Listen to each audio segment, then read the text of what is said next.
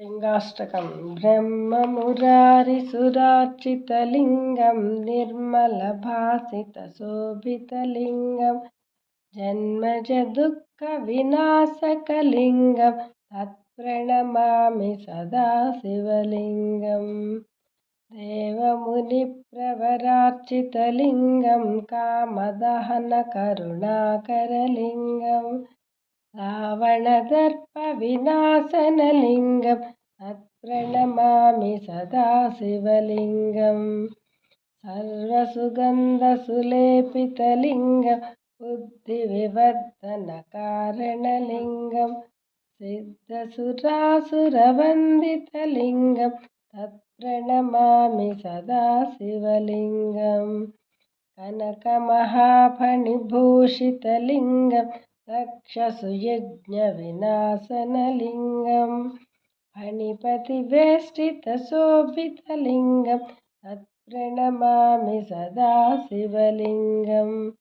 कुङ्कुमचन्दनलेपितलिङ्गं पङ्कजहारसुशोभितलिङ्गं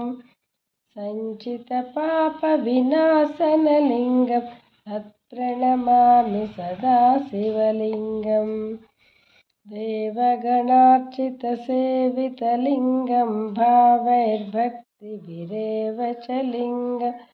दिनकरकोटिप्रभाकरलिङ्गं तत्प्रणमामि सदा शिवलिङ्गम् अष्टदलोपरिवेष्टितलिङ्गं सर्वसमुद्भवकारणलिङ्गम् अष्टदरिद्रविनाशनलिङ्गं तत्प्रणमामि सदा शिवलिङ्गं सुरगुरुसुरवरपूजितलिङ्गं सुरवनपुष्पसदार्चितलिङ्गं परमपदं परमात्मकलिङ्गं तत्प्रणमामि सदा शिवलिङ्गं लिङ्गाष्टकमिदं पुण्यं यः पठेत् शिवसन्निधौ शिवलोकमवाप्नोति शिवेन सह मोदते।